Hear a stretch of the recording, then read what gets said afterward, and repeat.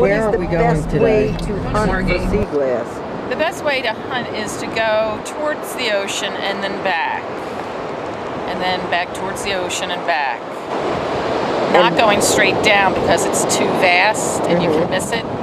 So, I mean, it's very time consuming, but like from where we're sitting here, you go down to water's edge. Then you move over like a foot and then come right back to where we are. Then move over a foot and go right back down to the ocean. So you can cover more area. You can tell it really worked. Only found 2 pieces. Hold them up.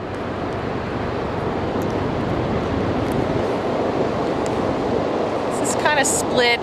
It's soft around the edges. There's a little bit of sand in the cracks, which is kind of cool.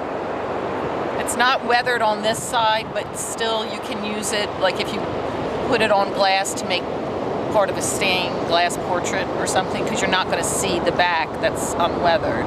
Okay. The most important part is the front. And this is what you got. Let's see. Probably from an old beer bottle. Okay. What about that? Well, the thing is, I mean, it's more weathered on this side, but because it's not flat, what you have to do is you have to put the glue on the edges so it holds. You can't put glue here because it's not going to touch whatever surface you're going to. Because it's convex or concave. Yeah. So we'll put the glue on the edges, and that'll be part of your masterpiece. Whenever I your masterpiece. I can't wait to get it.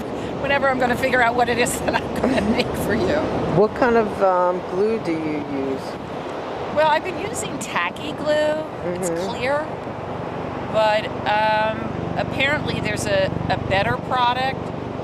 It's called, I don't know, I have to look it up. It's something 3000, like a letter, like X3000 or something like that. That I was talking to somebody at one of the SeaGlass festivals, and she said that's the best kind. And like roughly how many years have you been doing this?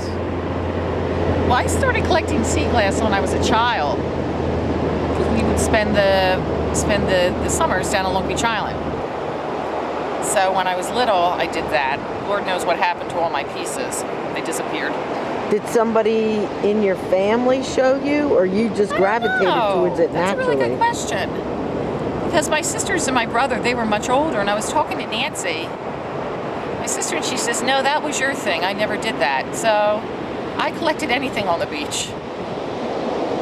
That was my thing. Including guys? At 6 years old. Oh, excuse me. I mean, when you were older, like a teenager. No, we stopped going down to the beach when I was 11. My sisters and my brother were teenagers. Oh, what a bummer. So they enjoyed it. They had a boat. They drove. So I was little. Oh, my goodness. So, but I picked up the habit. It doesn't sound good. I picked up the sea glass habit probably around 2007. We were down in Atlantic City for the healthcare conference, and I just happened to walk on the beach. And back then, the beaches in Atlantic City, we called them trash beaches because they didn't clean them. So whatever washed up stayed there.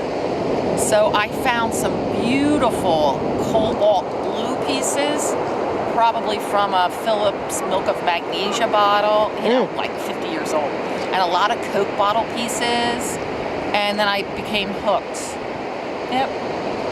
So what, like what goes on in your mind when you're doing, you know, when you're in the zone of hunting, which you do, what is going on in your mind? Are you...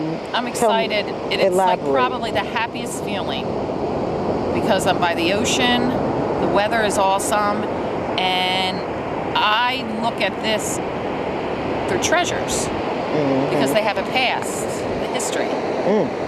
And they came from something that somebody used. And it's like a mystery to think, was this an old wine bottle on a ship that capsized 100 years ago?